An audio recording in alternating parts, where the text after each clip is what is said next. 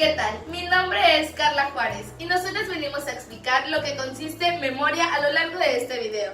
Pero antes que nada, definamos qué es memoria. Es la capacidad de recordar imágenes de hechos pasados que quedan grabados en nuestra mente. Alfred Adler escribió: el primer recuerdo mostrará la visión fundamental de la vida de una persona. No descubrirás nunca una personalidad sin preguntar por sus primeros recuerdos.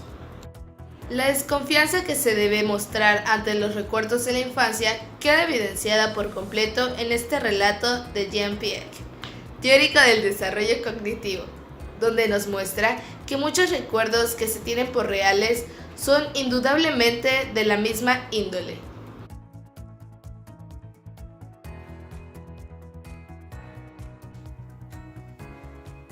¿Cómo recordamos?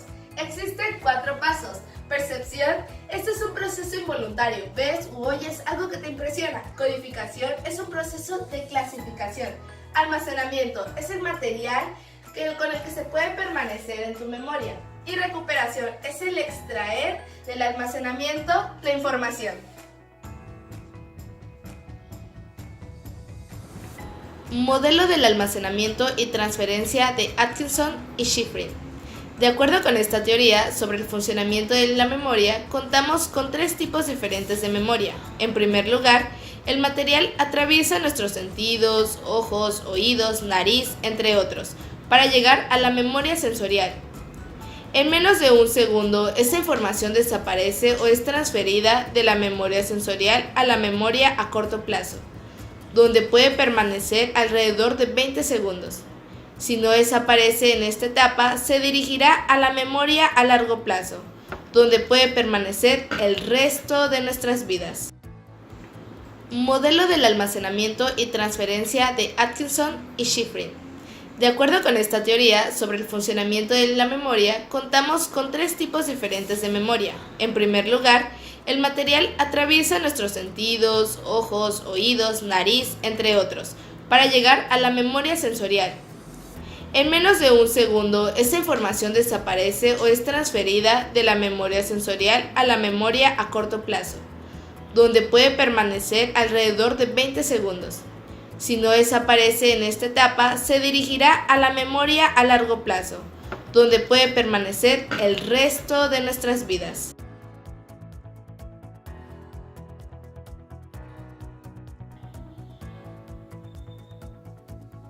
La memoria sensorial es como una cámara fotográfica, donde captura lo que oyes, ves, hueles, saboreas y tocas. Un claro ejemplo está en el reconocimiento de las monedas. Como en este recipiente, yo les garantizo que sin ver puedo sacar la moneda de 10 pesos. Y esto es un ejemplo de la memoria sensorial. Sperling sabía que muchos insistían haber visto más elementos, pero que los olvidaban durante el tiempo que transcurría hasta el momento de informar sobre los 4 o 5 primeros. Así, ideó la técnica de informe parcial como parte del trabajo para su tesis doctoral. Sperling estableció también la naturaleza fugaz de la memoria sensorial. Demostró que si preguntaba el tono con el retraso de un solo segundo, los sujetos eran capaces de recordar muy poco.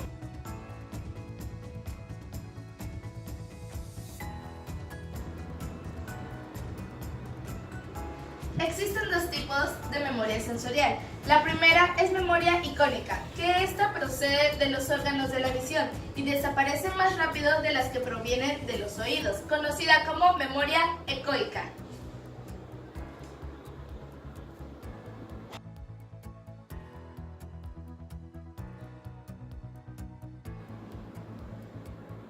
Bueno, la memoria a corto plazo, también conocida como memoria secundaria o activa, es la capacidad de mantener en mente una pequeña cantidad de información, de manera en que ésta se encuentre disponible durante un corto periodo de tiempo.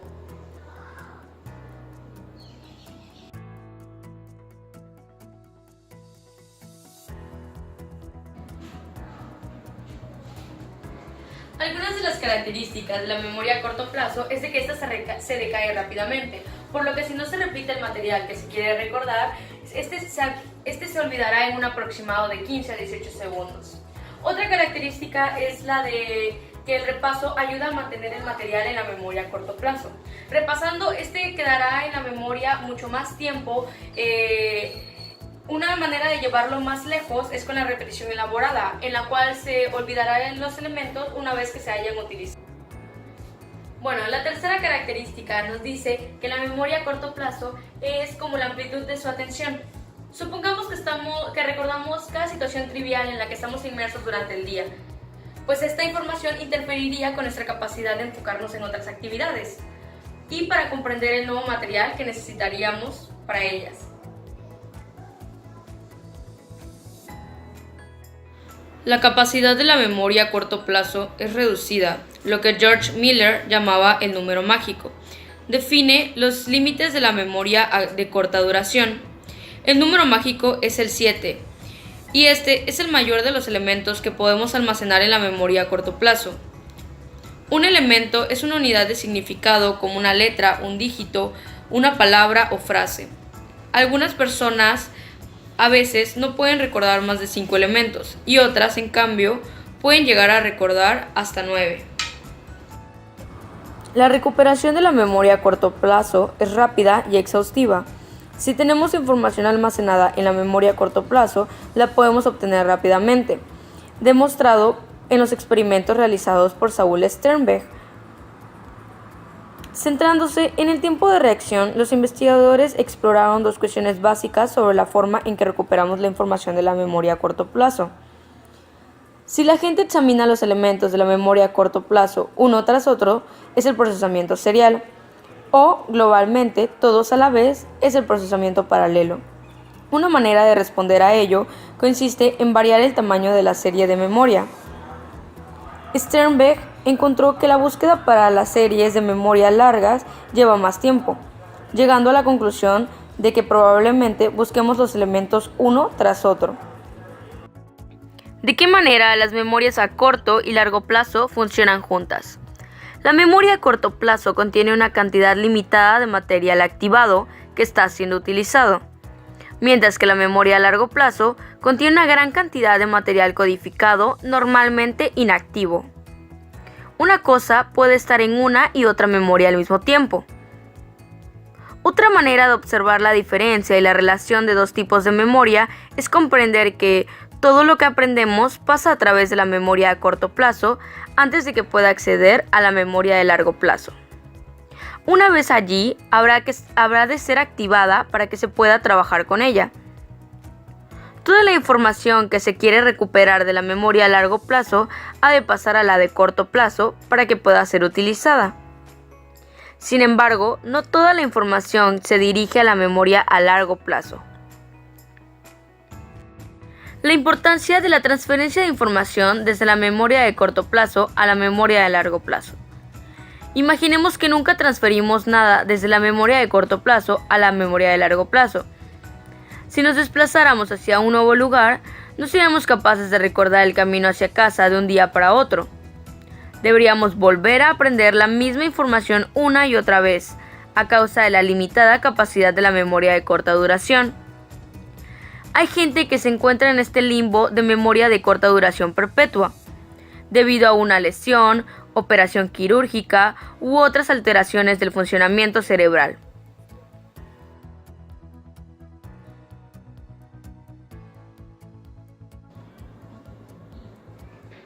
La memoria a largo plazo, también conocida como memoria inactiva, es un tipo de memoria que almacena recuerdos por un plazo mayor a 6 meses, sin que se le ponga límite alguno de capacidad o duración.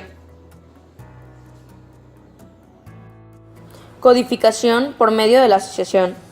Se necesita crear asociaciones entre lo que se quiere recordar ahora y algo que ya se sabe, es decir, hacer que el nuevo material sea de alguna manera más significativo.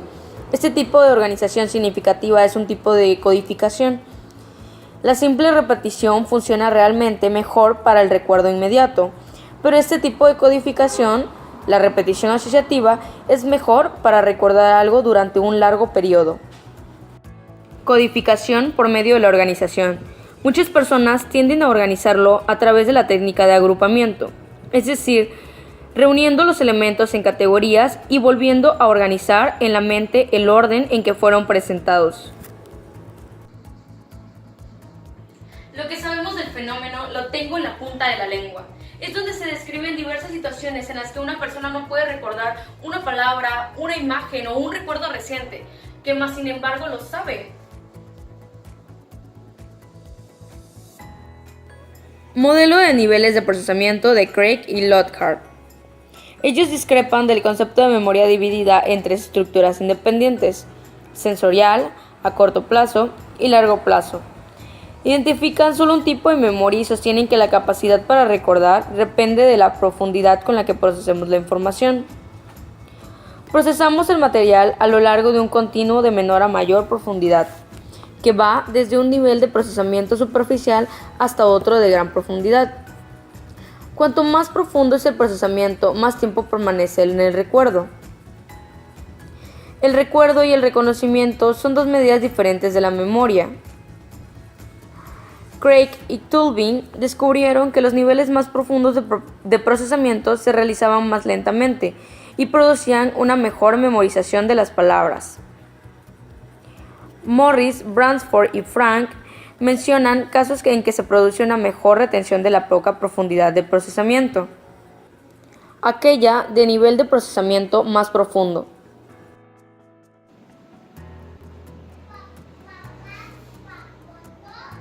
La investigación de la curva de posición serial indica que tendemos a recordar el material que aprendimos en primer lugar, que a esto se le llama el efecto de primacia, y en el último lugar, que es el efecto de recencia.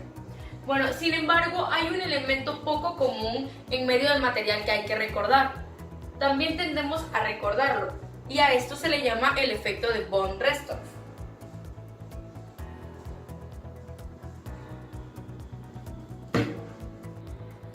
La relación entre el estado de ánimo y la memoria se le denomina memoria dependiente del estado.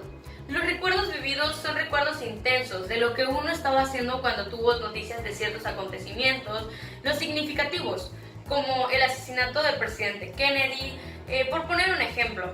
La capacidad de mantener estos recuerdos es un valor en la supervivencia de las épocas de la historia de la humanidad.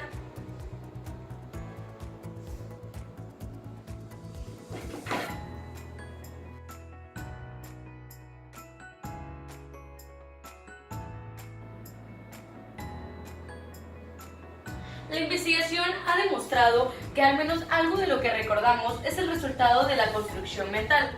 En otras palabras, llenamos los huecos que existen en nuestros recuerdos.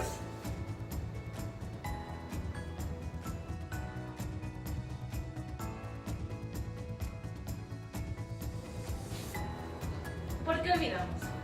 Todos olvidamos constantemente todo tipo de cosas.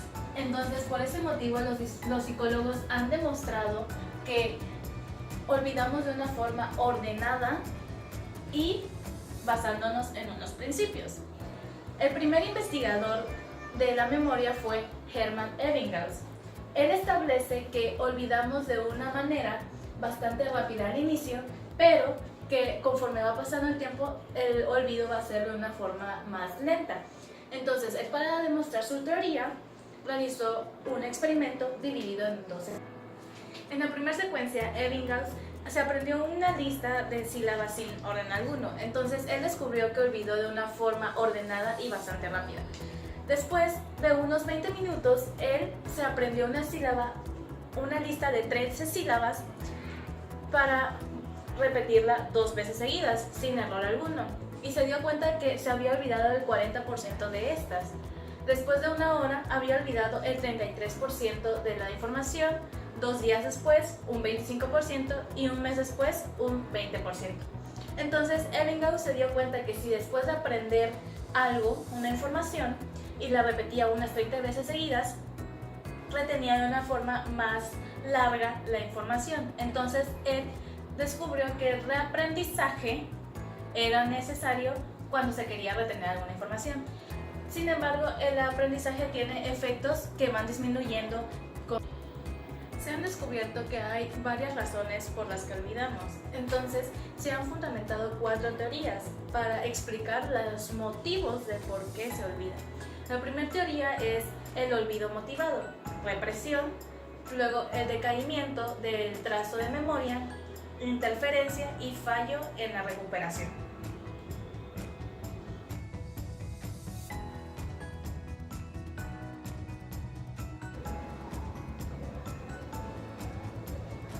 La primera teoría del olvido es el olvido motivado, represión. Esto nos dice de que olvidamos material de nuestra memoria a largo plazo porque al parecer nos trae algún beneficio el no recordar. Por ejemplo, olvidamos el nombre de alguna persona que no nos causó alguna impresión, o incluso llegamos a olvidar actividades que tenemos que hacer que no nos causan alguna satisfacción. Por esto, Freud decía que la represión es un mecanismo de defensa para combatir la ansiedad, puesto que nos ayuda a reprimir cosas que nos causan emociones negativas, como puede ser tristeza, enojo, dolor, etc. También otra característica del olvido motivado es que magnifica el pasado manteniendo tan solo los recuerdos que están en nuestra línea con lo que nosotros nos imaginamos o nos gustaría ser o tener. Algunos influyentes teóricos como Shiflin y Atkinson y Tulvin sostienen que perdemos el material de la memoria a corto plazo a causa del decaimiento del trazo de memoria, pero que cualquier suceso almacenado en la memoria a largo plazo permanece allí para siempre y cualquier olvido de este material es debido a la dificultad de su recuperación. Un trazo de memoria o engrama es la huella o rastro que el aprendizaje ha dejado en el sistema nervioso después de que ha tenido lugar el aprendizaje. Otros investigadores rechazan con fuerza este punto de vista, afirmando que hay poca base para mantener la opinión extremadamente difundida sobre la permanencia de los recuerdos de la memoria a largo plazo. Los teóricos, que opinan que existe un trazo de memoria que está expuesto al decaimiento, creen que persistirán mientras sea utilizado, pero que desaparecerán con el tiempo si no se usa. Las posibles razones del decaimiento de la memoria son que un recuerdo puede decaer porque la percepción del hecho fue demasiado débil para producir la impresión suficiente. Esto puede ocurrir por condiciones externas, como el ruido, la oscuridad o alguna otra circunstancia que interfiera en la observación. La percepción mala también puede ser debida a algún defecto del observador. Podrías estar distraído, bajo estrés o no prestabas atención porque no pensabas que un elemento determinado fuese especialmente significativo. Esto se convierte en un problema cuando un espectador que no prestaba la debida atención es llamado a testificar sobre un crimen, un accidente u otro hecho que le cogió por sorpresa.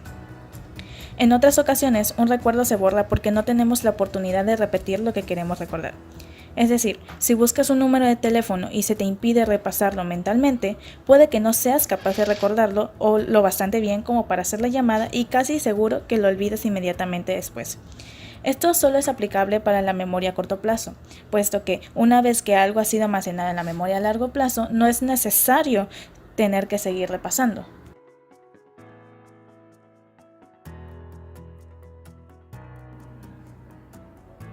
La tercera teoría de por qué olvidamos es la interferencia. Esta nos dice que la razón por la cual olvidamos es que otra información aprendida antes o después interfiere con nuestros recuerdos, tanto en la memoria a corto plazo como en la memoria a largo plazo. La interferencia se divide en dos. Primero está la interferencia proactiva y de segundo está la interferencia retroactiva. La interferencia proactiva es cuando se describe una situación en la cual la información que se aprendió con anterioridad interfiere con la habilidad de recordar la información. Esto es diferente o es lo contrario con la interferencia retroactiva. Esto nos dice que la información que aprendemos después produce una barrera de memoria que interfiere con el recuerdo del material ya aprendido. Esto es decir que la nueva información es admitida, borrando la antigua a pesar de que ésta hubiera sido bien aprendida. Esto quiere decir de que si yo, poniendo el ejemplo de un perro, yo le digo, ponte de pie, y este se pone de pie y por la emoción yo vengo y le cambio las órdenes, este se va a descontrolar y va a aceptar la nueva información dejando de un lado, olvidando la información antes ya dada. Elizabeth Loftooth y Jeffrey Loftooth sostienen que muchos recuerdos no se pueden recuperar porque ya no existen. Sin embargo, su estudio nos permite constatar la existencia de opiniones en favor como en contra. Esto es porque ellos realizaron en su experimento 2 preguntas, en donde preguntaban cómo creen que recordamos. Bueno, las 2 posiciones eran que uno decía que, una respuesta decía que los recuerdos se mantienen ahí permanentes y que solamente salen cuando se trabajan con ellos, y otro decía que los recuerdos se esfuman, desaparecen. Por eso se dice que hay 2 opiniones, una a favor y una en contra. Darwin ha demostrado que cuando se proporciona a los individuos las claves de recuperación al aprender algo por primera vez, esas claves les ayudarán a recordarlo más tarde. Tales claves pueden ser palabras que rimen o que estén asociadas con una lista de palabras que el sujeto ha aprendido, o aprenderse la primera letra o letras de la palabra. Este trabajo sugiere que será más fácil recuperar el material después si lo codificamos con algún tipo de clave cuando lo depositamos por primera vez en la memoria. Muchos psicólogos usan la hipnosis para poder traer recuerdos reprimidos en algunas personas que son testigos o en otras circunstancias. Entonces, ¿qué es la hipnosis? La hipnosis libera recuerdos reprimidos, sin embargo, en algunas situaciones desata los sucesos que no habían ocurrido nunca. Es decir, que puede que algún testigo desate recuerdos que ellos están inventando para satisfacer a la persona que los está cuestionando. Bases biológicas de la memoria. En los últimos años se ha aprendido mucho acerca de la memoria mediante el estudio del papel del encéfalo en el almacenamiento y recuperación de la información. Este auge en el conocimiento no solo nos brinda una mejor comprensión del encéfalo, sino que también nos ayuda a entender la memoria. Teorías sinápticas de la memoria, búsqueda del engrama. Es obvio que algún cambio físico debe tener lugar en el sistema nervioso cuando aprendemos algo nuevo. Si no ocurriera algún cambio físico, ¿cómo podríamos recordar el nuevo aprendizaje en un momento posterior? El algo que permanece después del aprendizaje, que es el engrama, como le llamó el investigador pionero de la memoria, Carl Lashley, es la base biológica de la memoria. Aunque los neurocientíficos han buscado el engrama durante mucho tiempo, todavía no existe un consenso pleno de qué es o en dónde se encuentra. Sin embargo, esta es una de las áreas más activas de la investigación psicológica y ya se sabe mucho. Donald Hip proporciona un modelo preciso de los procesos fisiológicos responsables del aprendizaje y la memoria. De acuerdo con Hibbs, la facilitación sináptica es la base biológica del aprendizaje y la memoria. Las experiencias individuales producen patrones únicos de actividad nerviosa que causa que ocurran cambios estructurales en la sinapsis, es decir, se vuelven más fáciles y más rápidas. Eric Kandel descubrió los compuestos que interfieren con la síntesis de proteína que bloquea la información de recuerdos por medio del condicionamiento clásico en los caracoles marinos.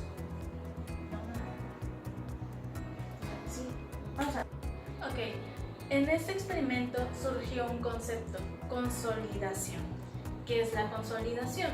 Es el fortalecimiento gradual de los cambios químicos en la sinapsis que siguen a las experiencias del aprendizaje. Etapas de la memoria y el encéfalo. Los resultados de la investigación sobre el papel del encéfalo y la memoria revelan 2 formas que difieren de la memoria a corto plazo y la memoria a largo plazo. La primera diferencia es en el papel de los cambios sinápticos y la segunda diferencia es en las estructuras del encéfalo involucradas en la memoria a corto plazo y en la memoria a largo plazo. Primero, existe una amplia evidencia en que los cambios de la sinapsis están involucrados en los recuerdos a largo plazo, pero no en los recuerdos a corto plazo. Y segundo, diferentes estructuras encefálicas están involucradas en la memoria a corto plazo y en la memoria a largo plazo.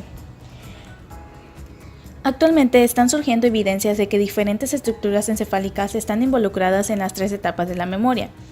Conforme se tenga más información acerca del encéfalo, es probable que esta descripción demuestre ser una sobresimplificación, pero nos ofrece una perspectiva general de conocimiento actual de cómo es que el encéfalo almacena y recupera la información. Amnesia, trastornos de la memoria. Los trastornos importantes de la memoria merecen nuestra atención, porque son condiciones significativas por derecho propio y por lo que nos dicen acerca de las bases biológicas de la memoria. Existen dos tipos de amnesia. La primera es la amnesia retrógrada. Es un trastorno de memoria caracterizado por la incapacidad para recuperar recuerdos antiguos de largo plazo, por lo general por un periodo específico que se remonta hacia atrás a partir del inicio del trastorno. En la amnesia retrógrada, por lo general, hay poca o ninguna perturbación en la memoria de corto plazo, y el individuo puede crear nuevos recuerdos de largo plazo durante el periodo después de la amnesia. El periodo de pérdida de memoria no abarca toda la vida del individuo, sino que se extiende hacia atrás en el tiempo por un periodo de minutos o días. La amnesia retrógrada es causada por convulsiones, diferentes tipos de daño encefálico, un golpe en la cabeza o sucesos altamente estresantes. Luego tenemos el otro tipo de amnesia, que es la amnesia anterrogada. Este es un trastorno de la memoria caracterizado por la incapacidad para almacenar o recuperar nueva información de la memoria de largo plazo. La amnesia anterrograda por lo general no afecta la habilidad para adquirir recuerdos procedimentales, pero daña la habilidad para formar nuevos recuerdos episódicos de largo plazo. Un ejemplo claro de amnesia retrógrada es con el único sobreviviente del accidente donde falleció la princesa Diana de Gales, pues él sufrió una contusión y no pudo recordar nada de lo que sucedió en los minutos antes y durante el accidente. Un ejemplo de amnesia anterrograda es con la película 50 primeras citas, la cual es protagonizada por Drew Barrymore y Adam Sandler, pues muestra un ejemplo de amnesia anterrograda. Lucy es incapaz de almacenar las nuevas informaciones en su memoria de largo plazo a causa de un accidente automovilístico. Con el fin de que pueda saber lo que sucede en su vida, Lucy debe leer o ver un video en el que le dicen el trastorno que padece y las cosas que ocurrieron y que no puede recordar. Harry es un biólogo marino que se propone enamorarla día tras día, ya que ella no lo recuerda y lo considera cada día un desconocido. Estos casos ilustran las diferencias entre memoria procedimental por un lado y memoria episódica por otra. Pues la memoria procedimental guarda información sobre procedimientos de nuestras interacciones con el entorno que nos rodea, mientras que la memoria episódica es el tipo de memoria encargado de procesar y almacenar la información autobiográfica de cada uno de nosotros. Espero que les haya gustado esta entretenida exposición y recuerden, como dijo William Shakespeare, la memoria es un centinela del cerebro.